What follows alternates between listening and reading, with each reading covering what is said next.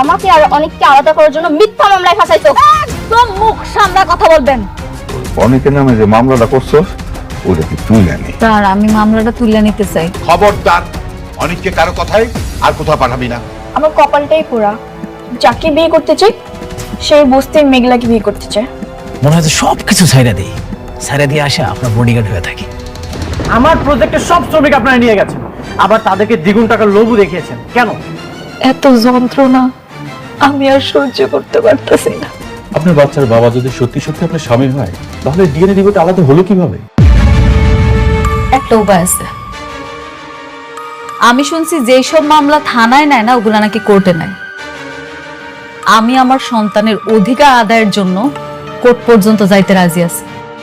যতদিন পর্যন্ত ও মাইন্না না নিব এই সন্তান ওর, ততদিন পর্যন্ত আমি লড়াই করে যাব। তাতে লাভ কি? আদালত যখন আপনার স্বামীর ডিএনএ টেস্ট দেখবে তখন তো মামলা ডিসমিস হয়ে যাবে। তাইলে কি আমার এই সন্তান পিতৃ পরিচয় পাইব না? আমার সন্তান বাবার পরিচয় ছাড়া পৃথিবীতে আইব? আপনি একটু ভেবে দেখেন, মানে কেউ হতে পারে কেউ আপনাকে কিডন্যাপ করে নিয়ে যে অজ্ঞান অবস্থায় কিছু করছে। সি সি সি সি, আপনি এগুলা কি কইতাছেন? আমি মৃত্যুর আগ পর্যন্ত কইতে পারবো আমার এই পেটের সন্তান শুধু অনিকের, অনিক ছাড়া আমারে কেউ স্পর্শ করে নাই, কেউ কোনোদিন না। ঠিক আছে, কিন্তু সমাজ সমাজ, এই সমাজেরই তো ভয় পাই আমি, এর জন্যই তো এত কিছু করতেছি। আচ্ছা আমার সন্তানটা জন্মের পর কি কলঙ্কিত হয়ে জন্মগ্রহণ করব? আমি মানুষের কাছে কি কমু? আমার তো মাঝে মাঝে মরে যাইতে ইচ্ছা করে। আমি কেমনি কি করবো? আপনি একটা উপায় দেন, আপনি একটা উপায় দেন আমাকে। আপনি শান্ত হন, আপনি বরং বাসায় চলে যান, দেখি কোনো উপায় পেলে আপনাকে আমি জানাবো।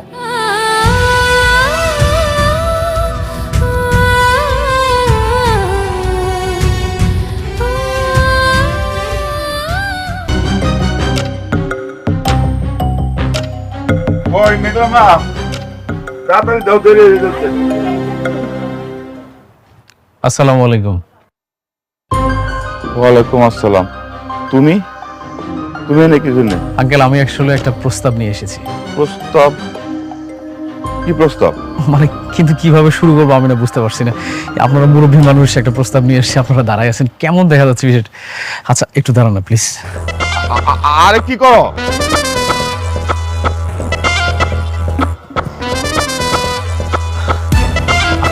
আপনারা বসেন না প্লিজ, বসেন না, বসেন বসেন বসেন।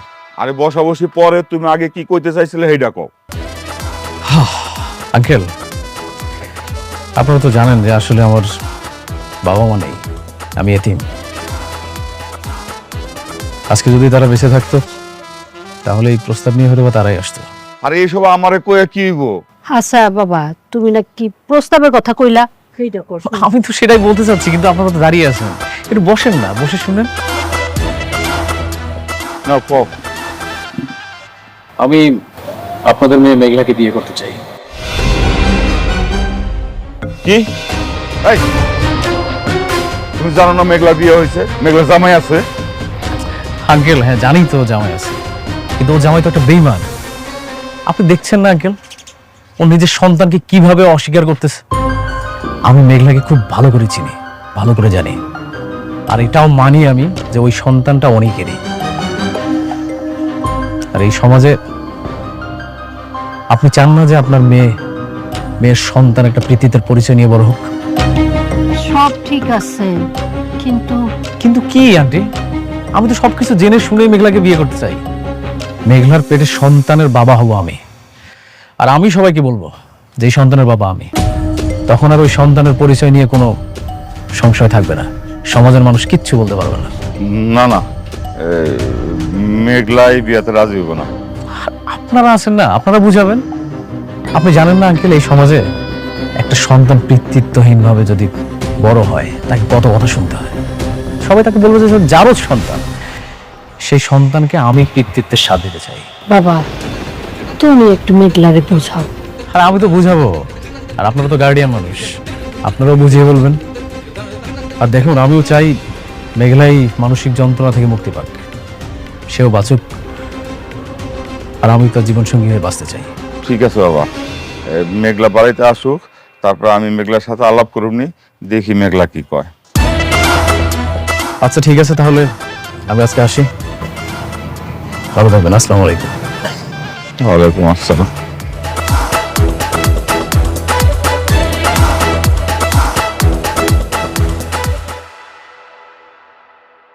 একটা কথা বলি বন্ধু, আমার না কেন জানি বারবার মনে হচ্ছে তোমার স্ত্রীর পেটের যে সন্তান সেটা আসলে তোমারই।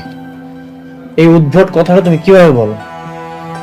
ডিএনএ টেস্ট করা হয়েছে, কিছুই মিল পাওয়া যায়নি। আচ্ছা ঠিক আছে, মিল পাওনি এটা আমি বুঝতে পারছি, তারপরে মনের ভিতরে একটা ঘটকা লাগে বুঝছো, বাচ্চাটা আসলে তোমারই অনেক। ডিএনএ টেস্ট তো ভুল হতেই পারে, তাই না? এইসব বাদ দিয়ে কাজে মনোযোগী হও। আমাদের যে সাইডের কাজটা চলছিল সেটার কাজ কত দূর? যত দ্রুত সম্ভব পার্টিকে হ্যান্ড ওভার করতে হবে। এটার আপডেট কি? জি স্যার, কাজগুলা এই উইকের মধ্যে হয়ে যাবে। ঠিক আছে, যত দ্রুত সম্ভব কমপ্লিট করো। এই ফাইলটাতে আমি সিগনেচার করে দিয়েছি, এটাও কমপ্লিট করবে না।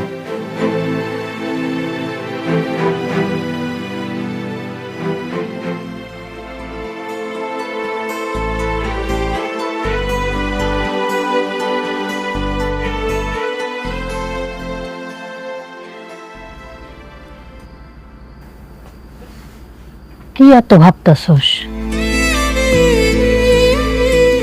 আল্লাহ জানে আমার এই সন্তানটার ভাগ্যে কি আছে। জন্মের আগে কত কিছু সহ্য করতেছে, ওর জন্মের আগে ওর বাবার পরিচয় লইয়া কত কাহিনী হইতেছে। তোর সন্তানের বাপের পরিচয় দেওয়ার একটা উপায় পাইছি। কি উপায়? কইতে দাও। আজকে না তোর জন্য একটা বিয়ের প্রস্তাব আইছে, ছেলেটা ভালোই, তোর সব কথা শুই না যাই নাও তোর বিয়ে করতে রাজি হয়েছে। কি কইতাছ আম্মাইডি? আমার তো এখনো ডিভোর্সই হইল না, তোমরা আবার আমার লগে বিয়ে ঠিক করে লাইতাছো। তোমার কইতেছি কত বড়? আরে কমু না, কইতে দাও। তোর জন্য বিয়ের প্রস্তাব আইছে দেখি তো কথা কইছি। তোর বাচ্চার বাপের পরিচয় দরকার, সে তোর বাচ্চার বাপ হইতে চায় না। দরকার নাই, আমার সন্তানের বাপের পরিচয় অনেক অনেক ছাড়া আমি কাউরে আমার এই সন্তানের বাপ স্বীকার করুম না, বুঝতে পারছো? তোমার কইতেছি কথা কইতে বড়, হ্যাঁ? তারপর বক বক বক বক বক করতে চাই, আজের পেছন লাগাইছে।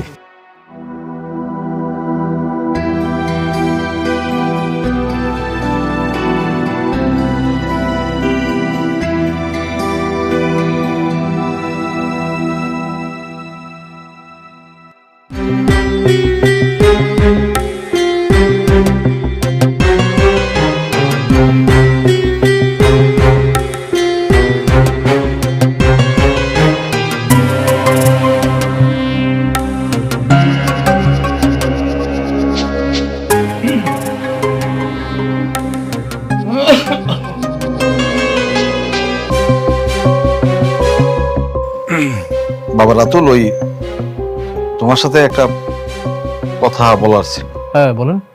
না, তোমার চাচি বলতেছিল তুমি নাকি ওই যে অনেকের বোর্ডে বিয়ে করবে, এরকম নাকি একটা ফাইনাল ডিসিশন তুমি নিয়ে ফেলছো। হ্যাঁ নিয়েছি তো, কিন্তু কেন নিয়েছি সেটা তো বলেছি। আমি বলতেছিলাম কি, মানে তুমি অনেকের বোর্ডে বিয়ে করার অসুবিধা নাই, আমাদের কোনো আপত্তি নাই, কিন্তু তার আগে আমার মেয়েটারে বিয়ে করে ফেলো। মানে আমার মেয়েটারে তোমার বড় বউ হলো, আমরা এই বিয়েটা না হাইড করে রাখবো, তবে বলবো না, বলবো না। আর আঙ্কেল আপনারা কি মানে কিসের মধ্যে কি পান্তা ভাতে কি? শুনেন, ভালোবাসা দিয়ে না পান্তাও হয় না, ভালো মন্দ কিছু খাইতে গেলে ব্যাংক ব্যালেন্স লাগে। কোথায় আমি স্বপ্ন দেখতেছি আকাশ স্বর, আপনারা দেখতেছেন আমাকে নর্দমায়। বাবা, তুমি এমন ভাবে কথা বলতেছো কেন? মা, এখন আর আমাকে হয়তো আর ওর ভালো লাগে না, পূর্ণ হয়ে গেছি তো। কথায় আছে না, টাকার গন্ধ পেলে মানুষ সম্পর্কের স্বাদগুলো তেতো হয়ে যায়। আরে সবে মাত্র আমি হাজার হাজার কোটি টাকার মালিক হওয়ার স্বপ্ন দেখা শুরু করছি, আর আপনারা সবাই উঠে পড়ে লাগছেন কিভাবে আমার স্বপ্নটাকে ভেঙে ফেলা যায়। মানে আপনার কেমন মানুষ বলেন তো? আচ্ছা বাবা, তো তুমি উত্তেজিত না, আমি একটা কথা বলি, মানে তুমি আমার মেয়েরে বিয়ে করবা তো? মানে আশ্চর্য হয়ে যায়নি আমি আপনাদের আচরণ দেখে। মানে কেন বিয়ে করবো না? এমন অবিশ্বাস করেন কেন সবসময়? আসলে তুমি সবসময় প্রতারণা নিয়েই তো প্র্যাকটিস করে থাকো, এই জন্যই ভয়টা লাগে। দেখো বাবা, তাসের ঘর আর বালুর বাঁধ সেটা কিন্তু বেশি দিন টেকে না। আপনি কি বলেন? কিছু বলি না, যাই চলো তো। হ্যাঁ ঠিক আছে, ঠিক আছে।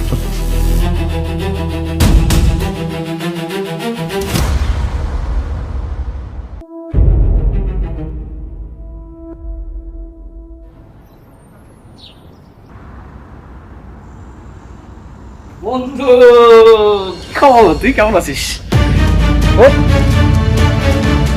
তোর কি গন্ডারের চামড়া নাকি? তোকে আমি এতবার অপমান করি, তারপরে তুই চলে আসিস। আরে গন্ডারের চামড়া হয়ে গেল, এটা হচ্ছে ভালোবাসা। আচ্ছা তুই একটা জিনিস না বারবার ভুলে যাস, তোর পৃথিবীতে আপন বলতে কেউ আছে, আমার পৃথিবীতে আপন বলতে কেউ আছে। দেখ, আমার যদি আপন বলতে কেউ থাকে সেটা তুই, আর তোর যদি আপন বলতে কেউ থাকে সেটা হচ্ছে আমি। এসব বলার জন্য তুই এখানে এসেছিস? আরে না বন্ধু, আমি একটু বড় দায়িত্ব নিতে যাচ্ছি। এই জন্য ভাবলাম যে আসলে আমরা অনেক খোঁজাখুঁজি করে দেখলাম যে আপন মানুষ কে আছে আমার, খুব খুঁজে দেখলাম যে তুই ছাড়া আর কেউ নাই। এই জন্য ভাবলাম যে আমার কাছের মানুষটাকে একটা মিষ্টি খাওয়াই আসি আমি।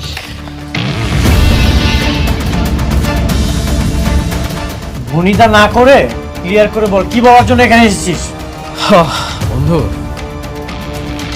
খাবার জিনিস ফেলাই দিলি, এটা কোনো কথা? আচ্ছা বসে শোন। দাঁড়ায় কথা। তুই না সবসময় শুধু এক্সাইটেড হয়ে যাস। শুনবি? শোন, তোর প্রথম স্ত্রী মেঘলা, দেখ বেচারির না আসলে এখন বর্তমান কেউ নাই আপন বলতে। একদিকে একা একটা মেয়ে, আবার আরেকদিকে পেটে একটা সন্তান। সেই সন্তানের আবার কোনো পরিচয়ই নাই। এইসব বলার জন্য তুই এখানে এসেছিস? ও আচ্ছা, মেঘলা তো তোকে কাজ দিয়েছিল। মেঘলার দালালি করার কন্ট্যাক্ট নিয়েছিস নাকি? আরে না না না, এমন কিছুই না। শোন, আমি হচ্ছে তোর প্রথম স্ত্রী মেঘলা, আর তোর অনাগত সন্তানের দায়িত্ব নিতে যাচ্ছি। আর বন্ধু হিসেবে আমার একটা দায়িত্ব আছে না, বল? আর ওর সন্তানের তো আবার একটা পরিচয় লাগবে। এই জন্য আমি তোর স্ত্রীকে বিয়ে করে তোর সন্তানের বাবা হব। মেঘলা তোকে বিয়ে করবে? কেন করবে না? তুই তো দ্বিতীয় বিয়ে করে খুব সুখে আছিস, ওখানে একা থাকবে। এগুলোতে আমাকে কেন বলছিস? আমি কি এগুলো শুনতে চেয়েছি নাকি? আচ্ছা, এত বড় একটা সুসংবাদ আমি তোকে না দিয়ে থাকতে পারি, বল? তুই একবার ইমাজিনেশন করে দেখ, তোর অনাগত সন্তান আমাকে বাবা বলে ডাকবে, আবার তোর প্রথম স্ত্রী মেঘলা, তার সাথে আমার বিয়ে হবে, আমরা একসাথে থাকবো। রাতুল,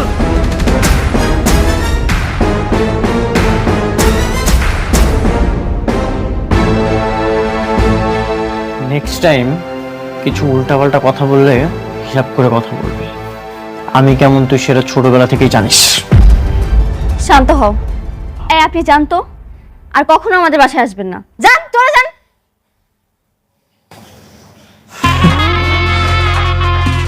তুই বন্ধু হয়ে বন্ধুকে হাত তুললে, ঠিক আছে যা, ভুলে গেলাম। কিন্তু হিসাবটা না একদম তোলা থাকলো, সময় মতো একদম কড়াই গন্ডায় হিসাব নেব। আগে তোর স্ত্রী আমার বিয়ে করতে দে, তোর বউটাকে আগে বিয়ে করি, তারপর সবকিছু বোঝাপড়া হবে। তুই এক্ষুনি আমার বাসা থেকে বের হয়ে যা। যা, তোরা আমি কাঠ পাঠাবো, তুই আসিস।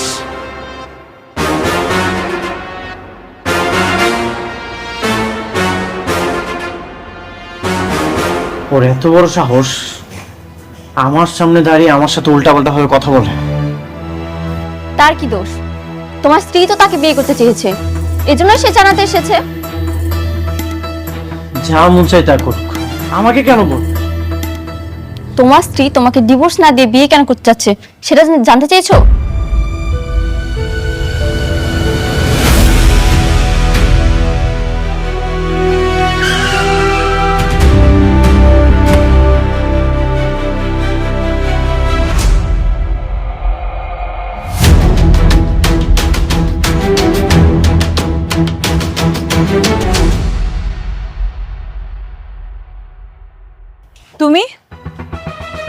তুমি এখানে কেন? কেন, অন্য কাউকে আশা করেছিলে নাকি? কি কি কইতাছো? না মানে এখানে যদি রাতুল আসতো তাহলে মনে হয় তুমি খুব বেশি খুশি হতে, তাই না? রাতুল আসলে আমি খুশি হইতাম?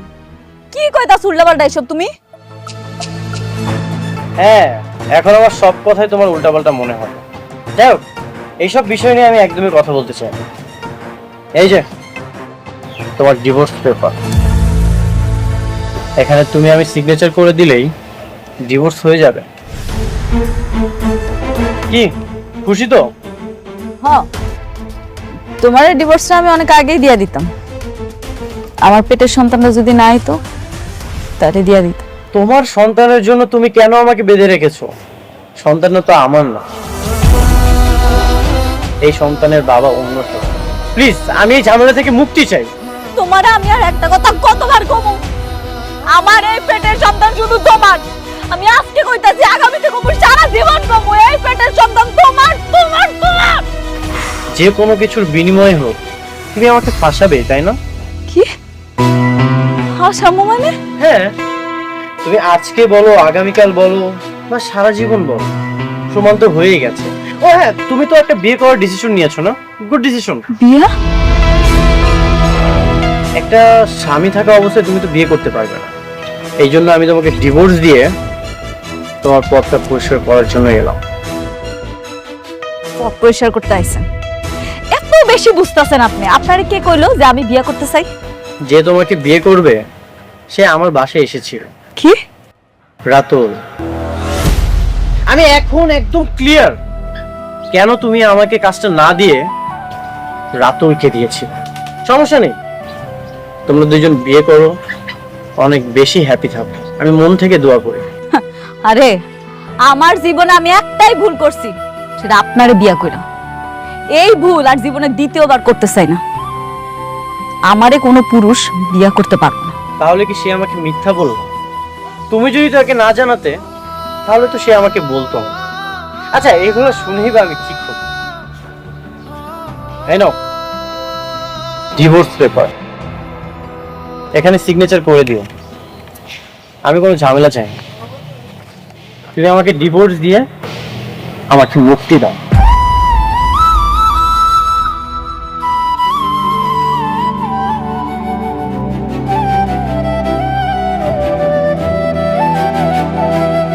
আব্বা, আম্মা, তোমরা কই গেলা? এদিকে আয়ো। কি হয়েছে রে মা, কি হয়েছে? তোমরা আমারে সত্যি করে একটা কথা কও তো, সেই দিন যে পোলাটা বিয়ার কথা কইতাইছিল এটা কি রাতুল ছিল? ইয়ে, হ্যাঁ, রাতুলি আসছিল, সে তোর বিয়ে করতে চায়। কেন আইছিল? আর তোমরাই বললো আমার বিয়ার কথা কেন কইছো? ঠিকই করছি, সমাজের চোখে তোর সম্মান বাঁচাইতে চাইতেছি। আম্মা, আব্বা, তোমরা ভাবলা কেমনি আমার পেটে সন্তান থাকা অবস্থায় আমি আরেকটা বিয়ে করবো? এই ভালোবাসো তোমরা আমারে? তোমরা না কেউ কোনোদিন আমারে বুঝার চেষ্টা করো না। সত্যি তোমরা না, সত্যি না। শালিমা বিল্ডার্স আমাদেরকে প্রজেক্ট দেয়নি তো কি হয়েছে? আমরা এর থেকে ভালো ভালো প্রজেক্ট দিয়ে এগিয়ে যাব।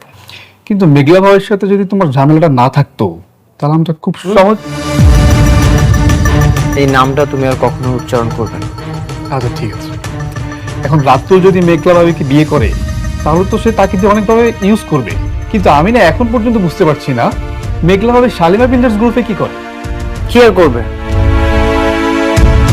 আমার তো মনে হয় শালিমা বিল্ডার্সের যে ম্যানেজার ওকে খুশি করে তারপর মেঘলা চাকরিটা পেয়েছে। তাই বলে এত ক্ষমতা?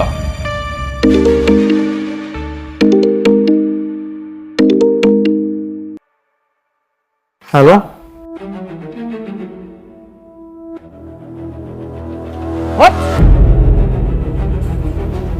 ঠিক আছে, আমি এখন আসছি। আমাদের সাইডে একজন শ্রমিক মারা গেছে।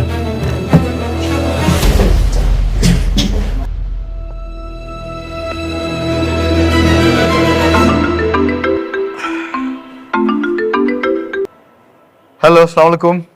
আচ্ছা, উত্তরা 17 নম্বর সেক্টরে একটা প্রজেক্টে একজন শ্রমিক কাজ করতে গিয়ে অ্যাক্সিডেন্ট করে মারা গেছে। আপনারা এই ব্যাপারে কোনো ব্যবস্থা নিচ্ছেন? ব্যবস্থা নেব কি নেব না সেটা তো আমাদের ব্যাপার, কিন্তু আপনি কে? আমি শ্রমিক ইউনিয়নের সভাপতি। আমার অবশ্য আরেকটা পরিচয় আছে, আমি শালিমার বিল্ডার্স গ্রুপের ম্যানেজার বলছি।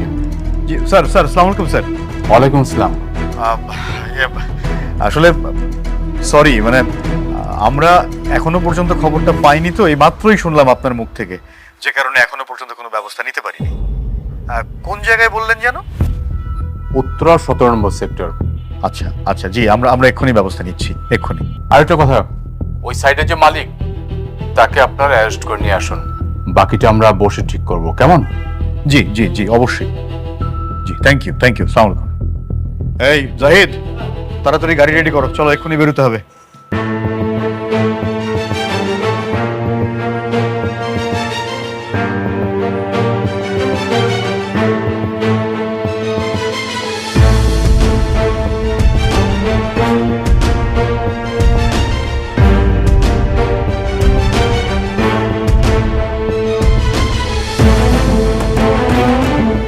কিভাবে কি হলো?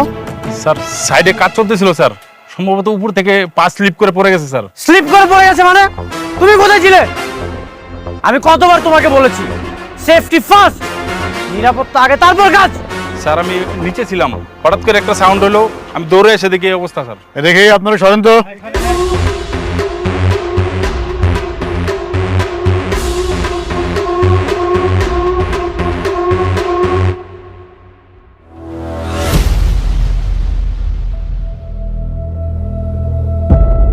ওরে বাবা, এখানে তো কোনো ধরনের কোনো সেফটির ব্যবস্থা নাই, কোনো সিকিউরিটি নাই। হ্যাঁ, এই কনস্ট্রাকশনের মালিক কে? আপনি নাকি? জি। আপনার সঙ্গে ইদানিং আমার খুব ঘন ঘন দেখা হয়ে যাচ্ছে।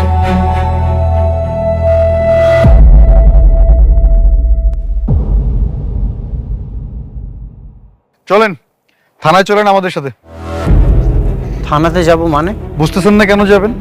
আপনার সাইটে কাজ করতে গিয়ে উনি মারা গেল, আপনি কোনো সিকিউরিটি দিতে পারেন না শ্রমিকদেরকে, এই দায়িত্ব তো আপনাকেই নিতে হবে নাকি? আমি সব ধরনের সিকিউরিটি ব্যবস্থা করে রেখেছি, এখন ওনারা যদি এগুলো না মানে আমার তো কোনো দোষ নেই। এই সমস্ত যুক্তি তর্ক যা দেবার আপনি থানায় গিয়ে দেবেন, আদালতে দেবেন। এই জাহিদ স্যার, হ্যান্ডকাপ পরো। আপনারা থানাতে যান, আমি আমার লয়ারের সাথে কথা বলছি। লয়াররে বলবেন থানায় এসে আগে আমার সাথে কথা বলতে, তারপরে আপনার সাথে কথা বলতে। হ্যাঁ, আপনারা রেখে যাবো মানে? এই স্যার, পড়াচ্ছ না কেন হ্যান্ডকাপ? আরে আপনারা কি করছেন? কথা কম বলেন।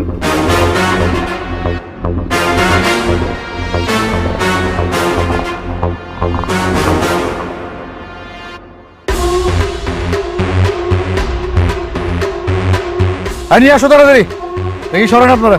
আর এই তুমি ডেড বডিটা পোস্টমর্টমের ব্যবস্থা করো। হ্যাঁ, নিয়ে আসো।